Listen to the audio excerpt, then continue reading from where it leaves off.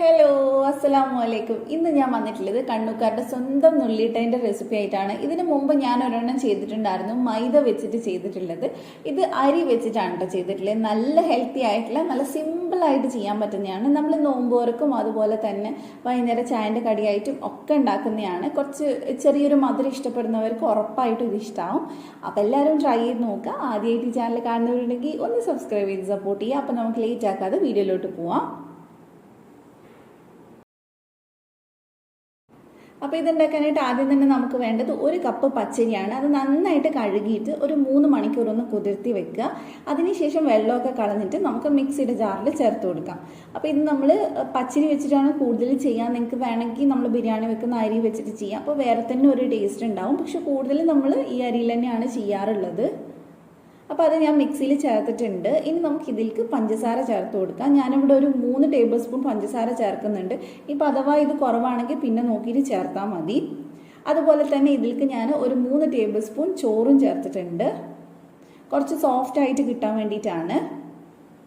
ഇനി നമുക്ക് ഇതിനകത്തോട്ട് ആവശ്യത്തിന് വെള്ളവും ഉപ്പും ചേർത്തിട്ട് ഒന്ന് അരച്ചെടുക്കാം. ഉപ്പ് ഒരു 1/4 ടീസ്പൂൺ മതി. അതുപോലെ തന്നെ വെള്ളം നമ്മൾ ചേർക്കുമ്പോൾ അരിയുടെ ഒരു 1/2 ഇഞ്ച് താഴെ വേണം നിൽക്കാനായിട്ട്. അരിയുടെ നേരെയായിട്ട് നിൽക്കാൻ പാടില്ല, അപ്പോൾ വെള്ളം കൂടിപ്പോവും.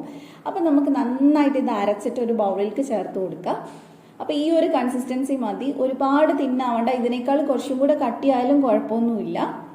പിന്നെ നമുക്ക് വേണ്ടത് പഴമാണ്. നിങ്ങളുടെ കയ്യിൽ മൈസൂർ പഴമോ പൂവമ്പഴമോ ഒക്കെ ഉണ്ടെങ്കിൽ അതൊരു 2 എണ്ണം ചേർത്ത് കൊടുക്കാം. ഞാൻ ഇവിടെ റോബസ്റ്റി ആയതുകൊണ്ട് ചെറിയ റോബസ്റ്റിയാണ്, അത് മുഴുവൻ ചേർക്കുന്നുണ്ട്. വലുതാണെങ്കിൽ 3/4 ചേർത്താൽ മതി.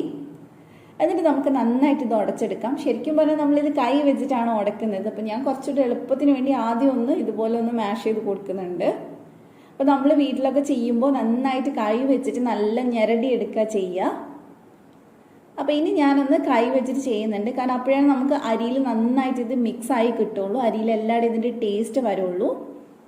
ഇതിൽ നമ്മൾ ബേക്കിംഗ് സോഡയൊന്നും ചേർക്കുന്നില്ല, അല്ലാതെ തന്നെ നമുക്ക് ചെയ്തെടുക്കാൻ പറ്റും. അപ്പോൾ ഇത് നമ്മൾ ഇതുപോലെ കുറച്ച് മാവ് എടുത്തിട്ട് എണ്ണയിലോട്ട് ഇനി ഇട്ട് കൊടുക്കുകയാണ് ചെയ്യുക. അപ്പോൾ എണ്ണ നല്ലപോലെ ചൂടുള്ള സമയത്ത് നമുക്ക് കുറച്ചായിട്ട് ഇതിലേക്ക് ഇട്ട് കൊടുക്കാം.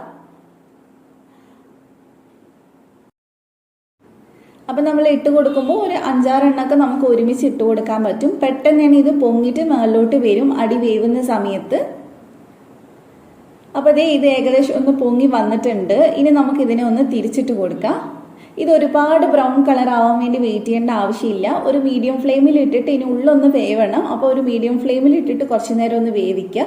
ഒരു ലൈറ്റ് ബ്രൗൺ കളർ, ഈ ഒരു കളർ ആകുമ്പോൾ നമുക്കിത് എടുത്ത് മാറ്റാം. ഇത് കുട്ടീസിനൊക്കെ കൊടുത്തു കഴിഞ്ഞാൽ ഉറപ്പായിട്ടും ഇഷ്ടമാവും കേട്ടോ. പിന്നെ അത് മാത്രമല്ല, നമുക്ക് ചായക്കും അതുപോലെ തന്നെ നോമ്പ് തുറക്കാനും ഒക്കെ ഉണ്ടാക്കാൻ പറ്റുന്നതാണ്. നമ്മൾ നോമ്പിനൊക്കെ മധുരമുള്ള കടി ഇഷ്ടമുള്ളവർ ഉണ്ടാക്കി കഴിക്കാറുണ്ട്.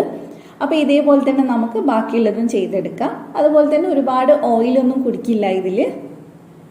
അപ്പോൾ നമ്മളെല്ലാം ഇവിടെ ചെയ്തെടുത്തിട്ടുണ്ട്. സിമ്പിളായിട്ട് ചെയ്യാൻ പറ്റുന്ന ഒരു റെസിപ്പി അല്ലേ. എല്ലാവരും ട്രൈ ചെയ്യുക. നിങ്ങൾക്ക് റെസിപ്പി ഇഷ്ടമായിട്ടുണ്ടെങ്കിൽ വീഡിയോ ലൈക്ക് ചെയ്യുക, ഫ്രണ്ട്സിനൊന്ന് ഷെയർ ചെയ്ത് കൊടുക്കുക.